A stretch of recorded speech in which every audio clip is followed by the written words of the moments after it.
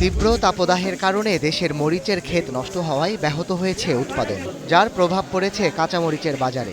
এক লাফে 40 টাকার কাঁচামরিচের কেজি ঠেকেছে 100 টাকায়।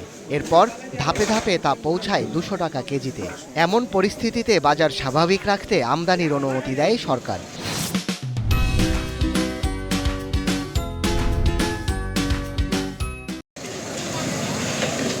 আমদানি অনুমতি পাওয়ার পর বৃহস্পতিবার থেকে হিলি স্থলবন্দর দিয়ে ভারত থেকে কাঁচামরিচ আমদানি শুরু হয়।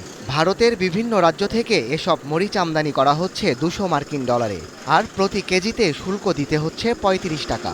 এতে সবকিছু মিলে প্রতি কেজি কাঁচামরিচের আমদানিকৃত মূল্য দাঁড়াবে 60 থেকে 65 টাকায়।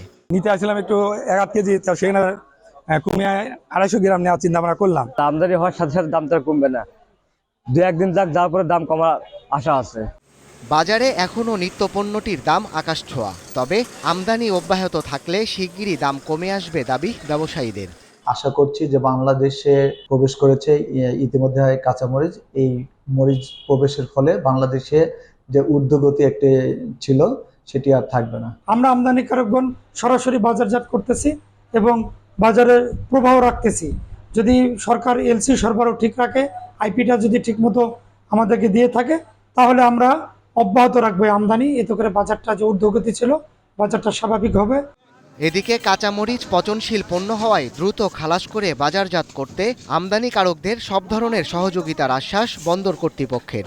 কাস্টমের যত প্রক্রিয়া আছে এই প্রক্রিয়াগুলো শেষ করে আমদানিকারকদের চাহিদার মোতাবেক দ্রুততার সাথে এটা বাজারজাত করার জন্য, সেজার জন্য পানামা কর্তৃপক্ষ তো সকল ব্যবস্থাই গ্রহণ করে রেখেছে এবং যাতে দ্রুততার সাথে গাড়ি বের হয়ে যায়, এই জন্য আমরা সকলে এটা নজরদারি করতেছি।